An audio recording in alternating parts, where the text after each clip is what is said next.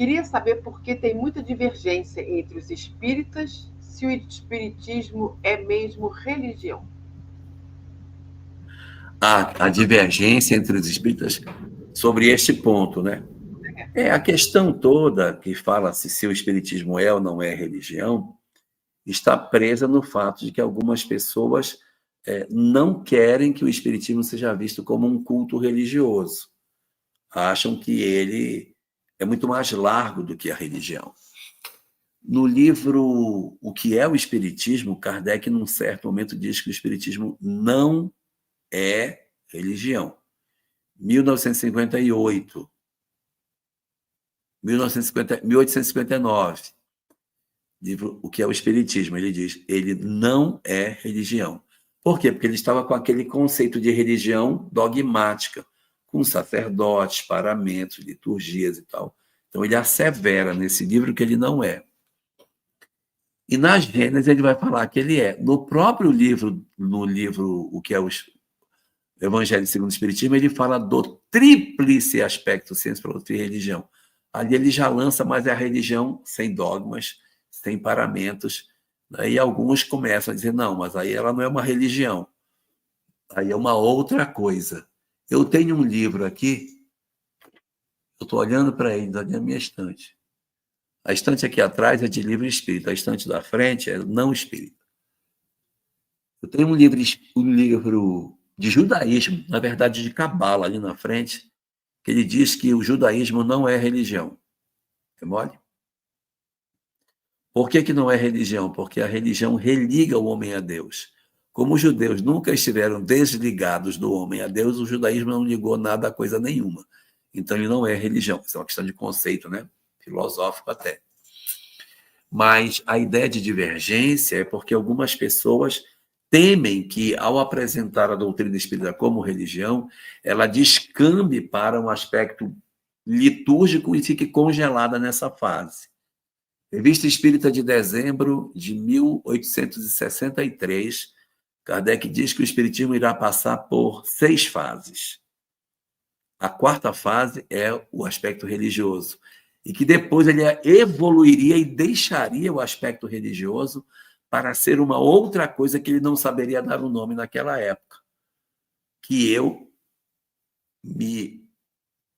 teria a ousadia de dizer que é a visão reflexiva do espiritismo, que é o que a gente está vivendo agora. Um espiritismo menos religioso e mais reflexivo, mais transcendental, mais transpessoal, né? Então, seria essa a ideia. O espiritismo se descola daquela coisa religiosa. Eu até outro dia fiz um paralelo. Eu fiz uma vez uma comparação de algumas coisas que o movimento espírita tinha e que ele melhorou, né?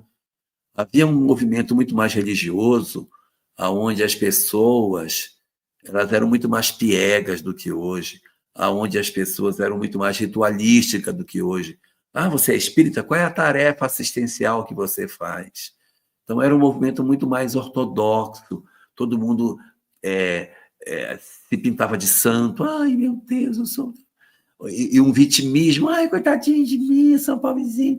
Queria culpar o obsessor por tudo que acontecia. Eu elenquei outro dia 10 características que esse movimento possuía, que é o movimento espírita de quando eu entrei.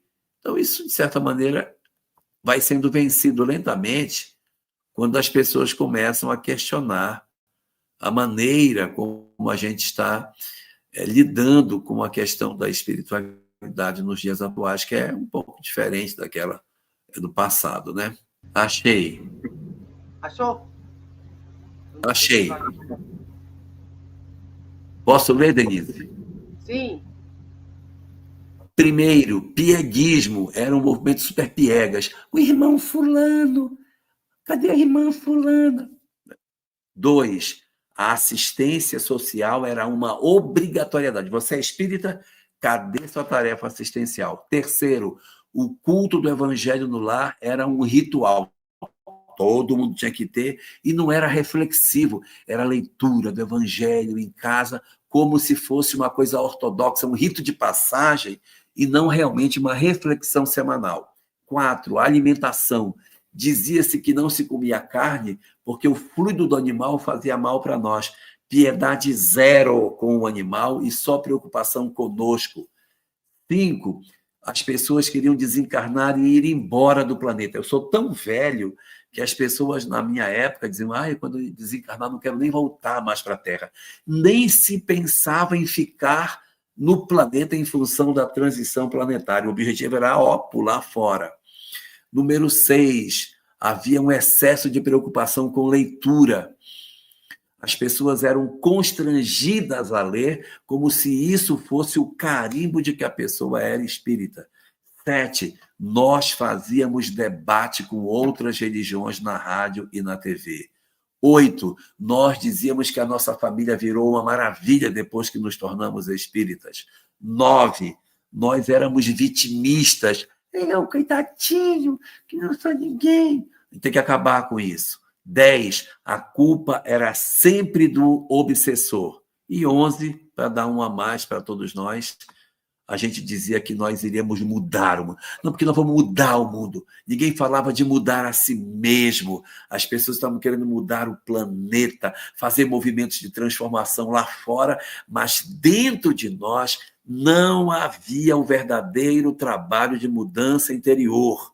Havia uma preocupação muito grande em fazer caridade, querer mudar o mundo, abandonar a família em prol do movimento espírita, largar a família para trás, quando hoje há uma revisão completa disso e se diz: não, a família que é a prioridade, ela que é a prioridade. E em vez de querer mudar o mundo, eu agora quero mudar a mim mesmo, não quero mais ser o transformador do planeta.